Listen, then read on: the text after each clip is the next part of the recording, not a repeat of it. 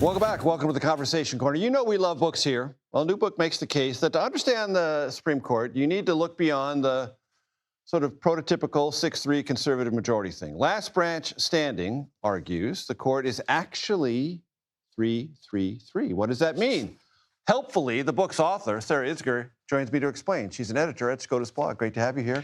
3-3-3. What does that mean? If all you think is that the court is a 6-3 partisan, it's no different than Congress, you'll get the cases wrong close to 90% of the time.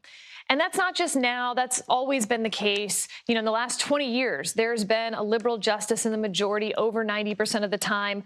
Last term, the same number of cases had all the liberals in dissent. Fine, that's your ideological lineup. The same number of cases had all the liberals in the majority and conservatives in dissent. So it was 6-3 the other way. So I suggest, yes, ideology, it's different than politics, but legal methodology does make a difference. But there's also this way that the justices work that presidents don't even seem to think about, which is incrementalism, institutionalism, temperamentalism, if you will. Right. And so Gorsuch and Kavanaugh can be identically conservative, but they're only together 50% of the time. Why? They see their jobs as quite different on that other spectrum. And that spectrum is what? When they talk about, yes, we were nominated by presidents who thought we would be conservatives. We identify ourselves in legal conversations as originalists, but yet they can come down on different sides of questions of law. That's right. So Justice Gorsuch, I call him my YOLO libertarian justice. He doesn't care what the consequences of this decision are, in the sense that that's not his problem. Congress can make a new treaty with Native Americans. Americans can ratify an amendment to the Constitution. That's the way it's supposed to work. He's not supposed to take into account, whether the consequences are good or bad. Justice Kavanaugh, on the other hand, wants to, make a small change, look around, make sure everything's okay. Then we can make another change to the law. More thinking of it as a middle school group project. There may be 9 of us, but we turn in 1 diorama to our teacher. What about the Chief Justice and Amy Coney Barrett? So the Chief Justice and Barrett are incrementalists, institutionalists like Justice Kavanaugh. I would actually, again, you do have, no question, conservative and liberal justices. But Justice Gorsuch and Justice Jackson, far apart ideologically, are incredibly close together temperamentally on how they see the court. They are low institutionalists. Justice Kavanaugh and Justice Kagan, again, far apart, but very close in those institutionalist concerns. You'll see Justice Kagan often making 7-2 decisions on the court. You have any sense what Justice Alito is going to do? So difficult. Lots of conversation in town. Conversation. And some of that can just be a conversation that chases itself and spins in a circle. Do you think there's anything to it that he could step down? Nobody knows the answer to this but Justice Alito.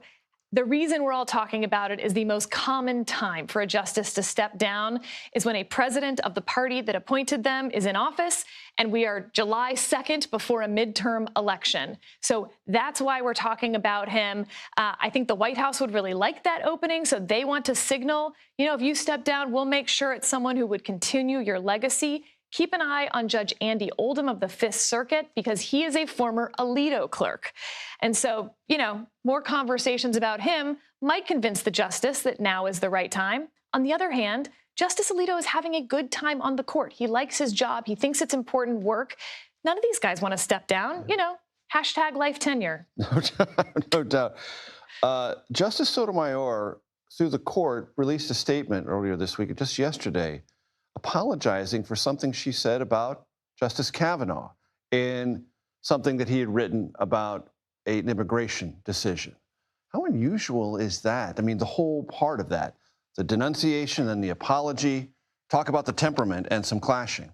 Absolutely. Justice Sotomayor cares deeply about collegiality on the court, especially she has reached out after their hard confirmation hearings to Justices Kavanaugh and Barrett, wanting to make sure they felt welcome coming into the court. I call it the last branch standing, and this couldn't be a better example of that. How different does this feel than our political branches? Nobody pressured her to make this apology. The second she made those comments, I said, this is very unusual for a justice to comment kind of personally on another justice. And I said, but you know, sometimes we all say things that we sort of instantly regret.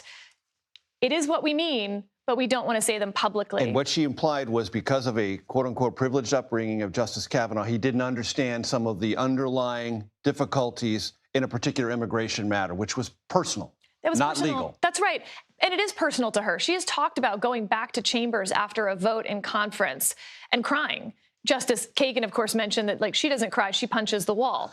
All of the justices have very different personalities. And if you want to be able to predict the court, you've got to actually understand those personalities.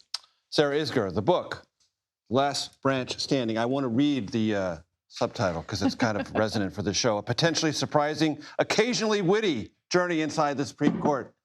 Where have I heard something like that before? Anyway, thanks so much for being